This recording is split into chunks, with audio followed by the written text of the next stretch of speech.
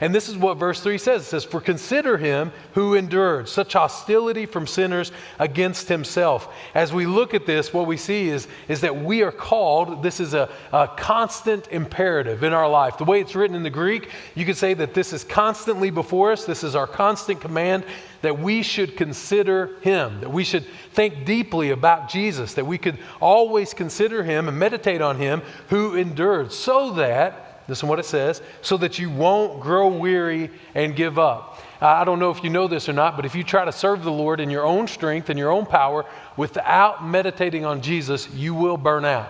You will get frustrated. You will begin to see all the things that are wrong around you. You'll start pointing out other people's failures and their points of difference with you, or maybe that they have a different spiritual gift, and you see things through your own spiritual gifting. So you just start getting frustrated by the way that they see things differently. When in actuality, what is happening is that God is bringing us together to build one another up. And so what happens is that we would grow weary. In Galatians chapter 6, verse 9, he says, "Do not grow weary in doing good, for at the proper time you will see a harvest." You will see a harvest that the Lord gives us. And this is the point. Now, I want to say something to you. Many of you have been asked to serve in a variety of different roles and responsibilities here in our church. And over the last few months, we've made this intentional effort to get as many people as we can in serving the Lord in some way, in some opportunity, some ministry in our church. And really what has happened is that God has allowed us, and he's used Jim Spinks and others in tremendous ways in this, he's allowed us to flip some of the culture at Woodmont to where some people would come and they would just come week after week and just sit.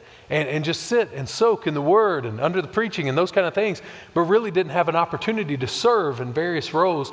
And now I believe at last count we have over 550 people involved in serving throughout the ministries of our church, teaching, throughout serving through our hospitality teams, driving church buses, welcoming people in the parking lot or throughout the facilities, showing people how to get around, growing in hospitality. But the point is that if you come every week serving, and you're always pouring out, but you're never considering him who endured such hostility from sinners, then you would easily burn out and get frustrated.